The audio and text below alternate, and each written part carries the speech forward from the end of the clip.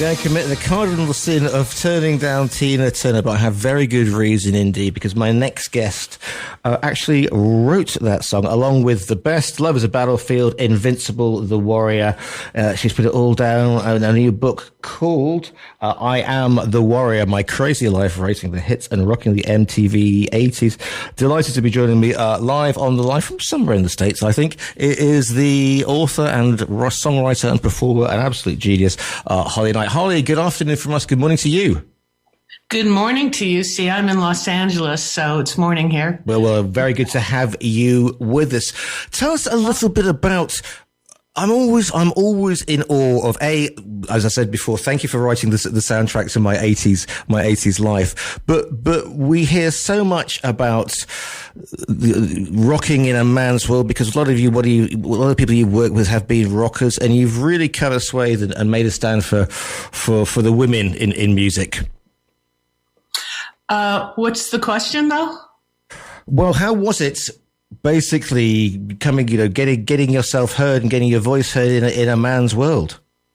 Well, it was amazing. It still is, I never sort of was consciously thinking I'm in a man's world. It's just that sometimes little flashes of things would come across and I think, but I didn't, it wasn't sort of like a mission from day one to just write about these things. They just happened naturally to me. I wrote about things that I knew and that I was feeling inside, and a lot of them just happened to be about fighting for the things that I believed in. And women resonated with that because I was doing it from a woman's perspective, I mean, when did you sort of realize, because lots of us wrote sort of tortured teenage ballads when we were in our teens. When did you actually sort of realize that actually, people were saying, you're really good. You should do something with this. How did it all start?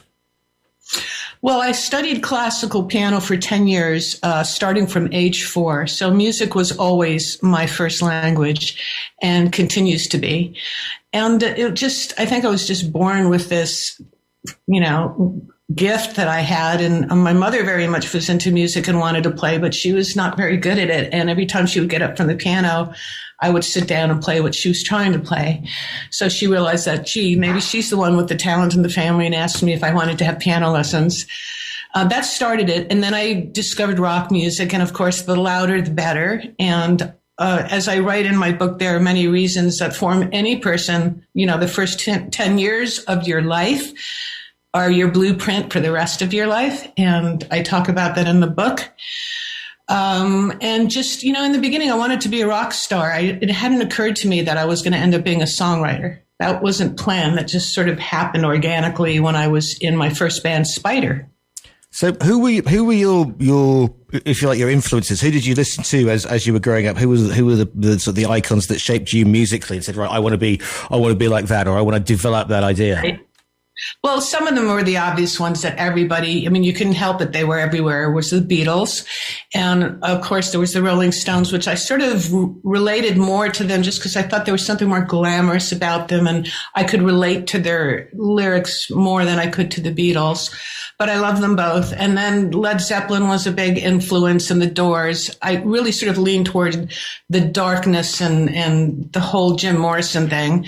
Led Zeppelin was the first really hard band, and that was very exciting as far as hard rock music. And then, I sort of had eclectic tastes too. I was into Frank Zappa, and I listened to Broadway music because I grew up in New York, and we would go see plays and musicals.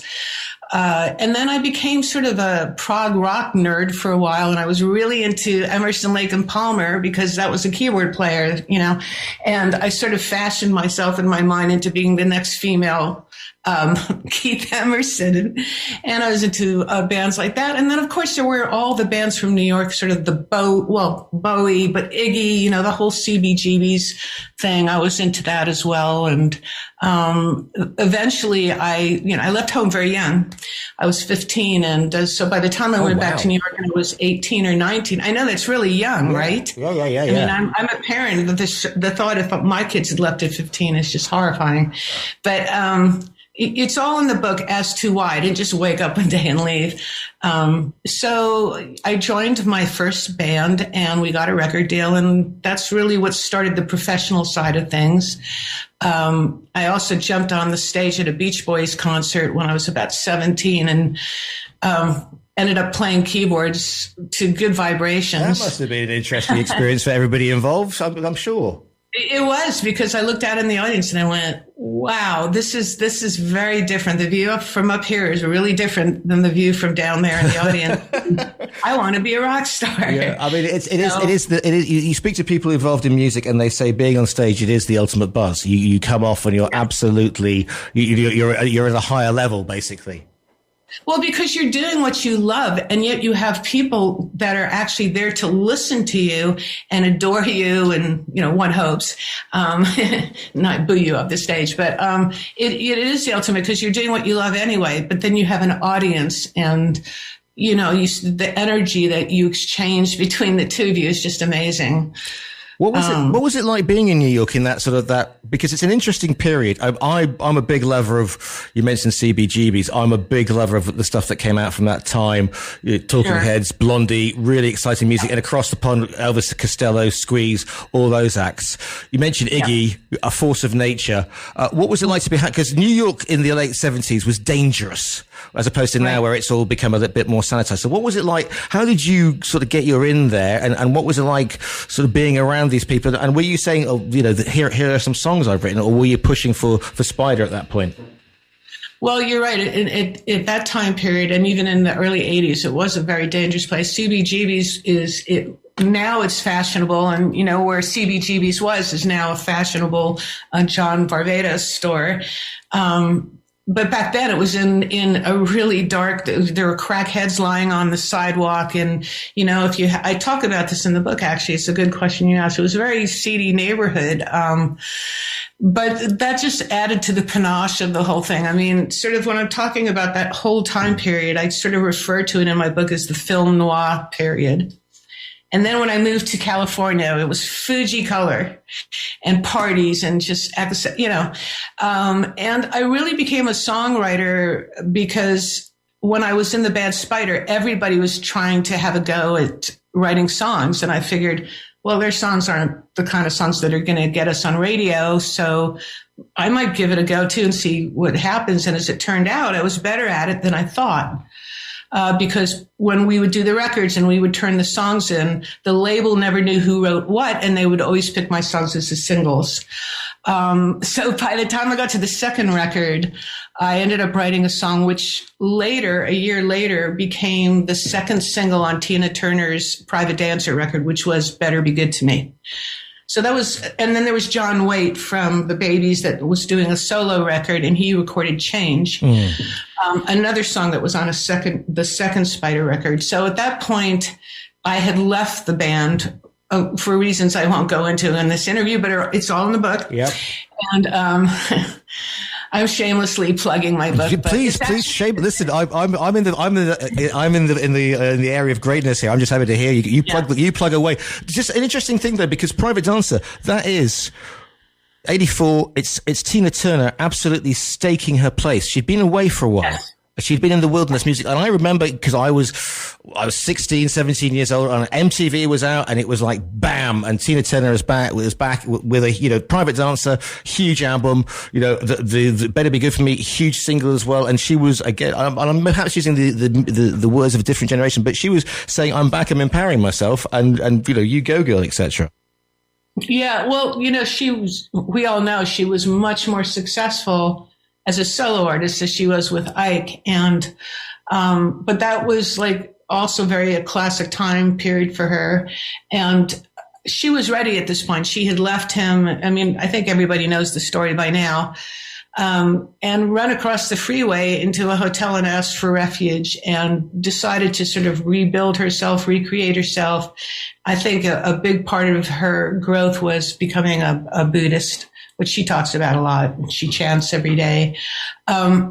She heard, the urban legend is she heard Better Be Good to Me in a playback meeting at the record company, and jumped out of her seat and said, this is what I want to sing. It's rock and it's positive. So that's sort of what started our relationship. And over the years, she's recorded 9 of my songs.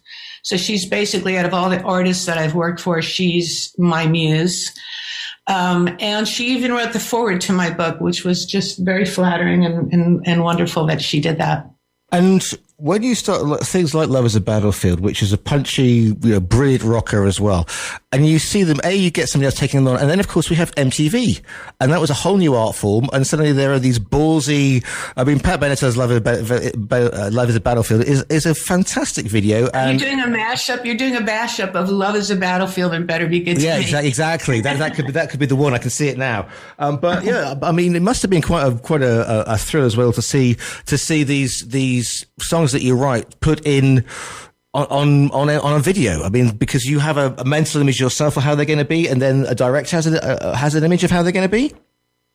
Well, my book is centric on MTV. It's very focused on that time period of 1980 to 1990. And then, there's a lead up to that about my childhood, and there's an after, but it's really focused on that. And I was very lucky because I got all the original VJs. For people that don't know what that is, now that MTV is gone, they were video jocks. Now we have YouTube and you just go cut to the video. But there was Mark Goodman and Martha Quinn and Alan Hunter and Nina Blackwood, and they all wrote blurbs on the back of my book. And there's a chapter on MTV because it's the best thing that ever happened to me. I mean, I was very fortunate because I wrote for a lot of different artists. And by the time they came to me, the record companies didn't want album tracks. They wanted singles. So of course the singles would be made into videos. And then MTV just happened to like the videos of the bands that I worked with, and they became a part of pop culture, and they became trendsetters at the same time. So this book is really a love letter to MTV and that whole time period, which unfortunately is sort of gone now. I mean, the M stood for music, and there's really, I don't even know if anybody goes to MTV anymore. I don't know, but I remember because the importance that MTV had on making or breaking a band. When MTV Europe opened, what was it, 86, 87 maybe? And we literally, as teenagers, we would sit around somebody who had MTV, and that was the Dagon, and we would take in the Dire Straits, the Peter Gabriels, the Phil Collins, the Aerosmith, the Bon Jovis, and this again was the age of the big hair metal bands as well, wasn't it? Right. Well, I had the single for Aerosmith, which was Ragdoll. I had Heart's single, which was Never. I had Love is a Battlefield and Invincible for Pat Benatar. I had The Best. Well, that was a big one for Tina. Still is. And, Better Be Good to Me was being played. And Animotion, I wrote a song called Obsession, which was really, really big. Brilliant. That's a brilliant. Sorry, I didn't know you'd written that. That is one of my all-time favorites from that period. Yeah. Yes. You were my obsession. What do I have to do to make me sleep with me? That one. Yeah, I remember that vividly. Oh, wow. So, sorry. Excuse me, Holly. And then there was The Warrior, which was a huge video with Patti Smythe, and that's the title of my book. So that's just some of them. There were other ones, but those were some of the ones that stand out in my mind. And so they started doing blurbs on me or little news things every time they would do the news. Because in the beginning, they didn't have much content, which really was to my benefit. So they were talking about me like, oh, that was a song by songwriter Holly Knight, who also wrote this song. And then they would play another one. And it got to the point where actually, I wrote this in the book, I had to have a letter written by my attorney to MTV saying, I love all this attention. Please, if you could just turn it down a bit or mention the bands because they're getting pissed off. Because sometimes I would write with them, or the bands didn't want people to know that somebody else wrote their songs, which has been the bane of my career, is that most songwriters really want people to think they wrote the song, and they'll actually go out of their way to perpetuate the myth. It's just part of what I do. When you've had that series of huge hits, and I can't believe you wrote Obsession. I'm going to have to find that. You're just doing what comes naturally. Did you feel any pressure? It's like when you record the first great album, then they say, okay, second album syndrome. Or did it just flow and you were working with people, you were meeting Kiss, you were meeting Aerosmith, and you just thought, right, I've got the vibe now, here we go? I think it was a bit of both. I think because I had done so well with the first one, as anybody in a band or an artist will tell you, that the need to sort of double up on that the second time, there's a certain amount of pressure, not only from yourself, but from the labels. Everybody's kind of looking at you to have the follow-up. And I tried to sort of put that in the back of my mind when I would be writing so that I wasn't coming from the wrong place. Because the minute you come from a place of, I have to write this da-da-da-da, as opposed to, I want to be a creative artist and I want to beat what I did before or whatever, it stops being real. Like the really good stuff that I write comes without that sort of premeditation of what I'm going to write. And I try to take artistic chances. Usually it's worked really well for me, and a few times it's backfired. So. And what was the atmosphere like? Because it's MTV, the MTV Awards. As I said before, the Kiss, the Aerosmith, and somebody's just come in and saying, "Wow, I have most of her songs on 12-inch vinyl." There you go, Holly. Wow. Yep. But what was it like? I went to the first MTV show, and Billy Idol was my date. Not a romantic date. We were pals, and we had met in the beginning because we both had the same manager, Bill Coyne. And, excuse me. Yeah, that's in the book too.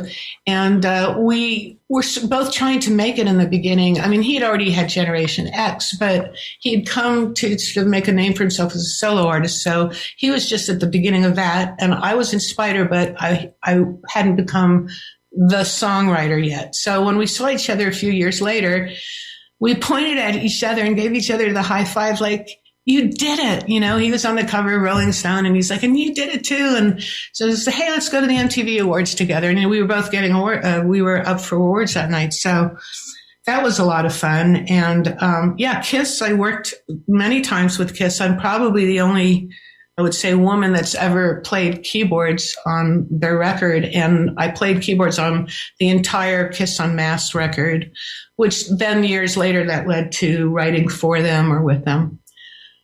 So that's why I say my crazy life writing the hits and rocking, it was a special time that I really cherish. And I thought that people would love to read about that stuff. I mean, my intent is for people that were growing up and they had that as the soundtrack to their lives, that they sort of get nostalgic and they laugh. And, oh, I remember when I heard that song where I was, or if you were too young or you weren't even born, my hope is that you want to read it anyway because wish maybe that you had lived through that. And because the business has changed so much, and you look at writing credits now, and it's just like this huge list of people. I mean, what you were doing was perhaps more of a craft than songwriting by design or committee.